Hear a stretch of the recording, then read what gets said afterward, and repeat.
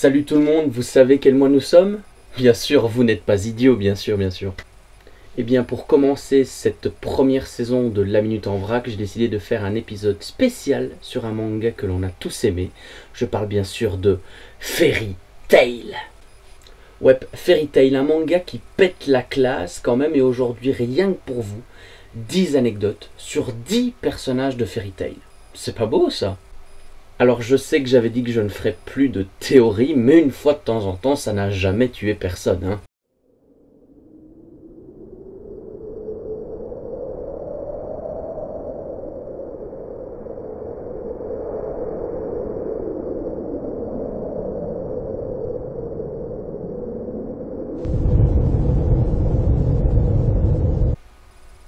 Ou pas.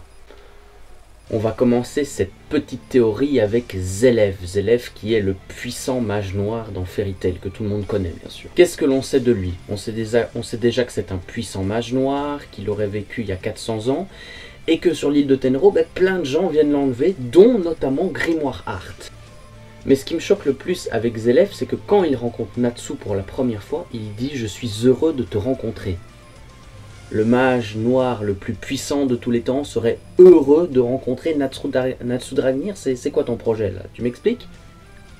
Et si en fait je vous disais que Zélève serait peut-être le frère de Natsu? Vous ne me croyez pas? Eh bien je vais vous expliquer pourquoi je pense ça. Déjà, le mage noir le plus puissant de tous les temps ne dirait pas à Natsu Dragnir « Tu as bien grandi ». Ce genre de phrase est souvent dite quand on n'a plus vu une personne depuis bien longtemps.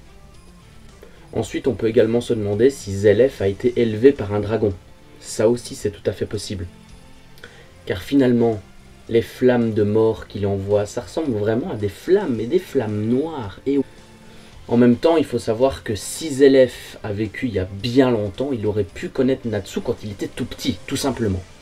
Passons à la suite, désormais, avec d'autres anecdotes, et on va continuer avec Miss Gun, un personnage que j'apprécie énormément. Eh bien, Miss Gun est encore l'un des rares personnages de Fairy Tail à utiliser des cercles magiques. Il est notamment, avec le maître fondateur Mavis, l'un des seuls mages à n'avoir jamais perdu. Une chose, ça mérite le respect.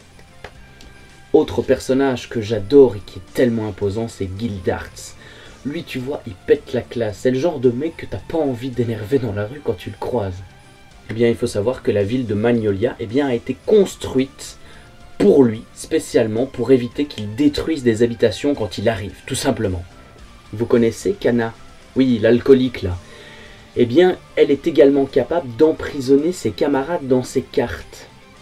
Elle a d'ailleurs dit que c'est une vieille connaissance à elle qui lui aura appris ce tour. Peut-être Chaud, par exemple, je ne sais pas. Vous connaissez Coco?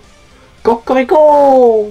Oui, Coco de Earthland. Eh bien, sa manière de courir hyper vite aurait été interdite il y a des années, car cela blesserait beaucoup trop de gens.